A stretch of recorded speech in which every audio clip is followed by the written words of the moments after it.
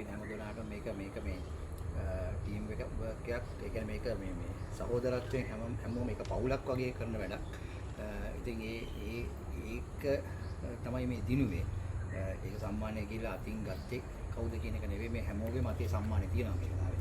ඒ නිසා ඒ වෙනුවෙන් මගේ අපි හැම දෙනාගේම ගෞරවය ස්තුතිය පළ කරනවා. ඒ වගේම අද මේ වෙලාවේ නෑ ජනක ඉදිරියේ අපේ අනෙක් නිෂ්පාදකවරයා උටත් අපි අපේ ස්තුතිය ගෞරවය පිළිගන්නවා. විශේෂයෙන් ස්වර්ණවාහිනිය ගැන කියනවා නම් ස්වර්ණවාහිනිය නිකන් අපේ නාට්‍ය කණ්ඩායමේම කොටසක් වගේ තමයි. ඒගොල්ලෝ පිට නෑ. ඒ හැම වෙලේම අපිට දෙයක් කතා කරලා මේ අපි අදහස් කොමාරු කරගන්නවා අපේ සහෝදර සහෝදරියෝ වගේ ස්වර්ණවාහිනිය මේ දිලීපලා භාග්‍යරසා මේ දිලාන්න සුසාර මේ හැමෝම ඉතින් අපි ඒගොල්ලන් එක්ක කතා කරලා ඒගොල්ලන් එක්ක ඕන ප්‍රශ්නයක් සාකච්ඡා කරලා කියන්නේ ඒගොල්ලෝ යහුටම තමයි. ඉතින් ඒගොල්ලෝ එක්ක ලොකු පහසුවක් සහ සතුටක් ඒගොල්ලන් එක්ක වැඩ කරන්න ලැබිච්ච එක. ඒගොල්ලන්ගේ ආදරය තමයි මේ අද අපි ළඟට අරගෙන ආවේ.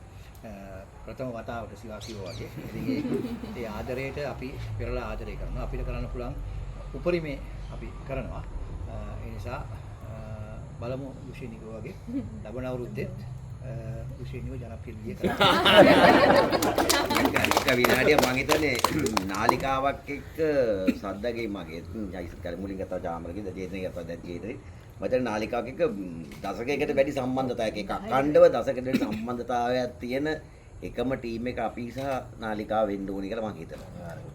ඔව් ඒ කියන්නේ අපේ නාට්‍යයක් ඒ අවුරුදු කාලය තුරම නොගියේ නෑ. සෝනවල එක දිගටම ගිහිල්ලා දෙනවා. දීර්ඝ ඉතිහාසයක් මෙතන එහෙම මම හිතන්නේ නාලිකාවක ජනප්‍රියම අධ්‍යක්ෂක කියලා එකක් තේරුවා නම් විතරකින් මේ ජනප්‍රියම නාට්‍ය මුල් පෙළේ තිබිච්ච නාට්‍ය තුනේම මේ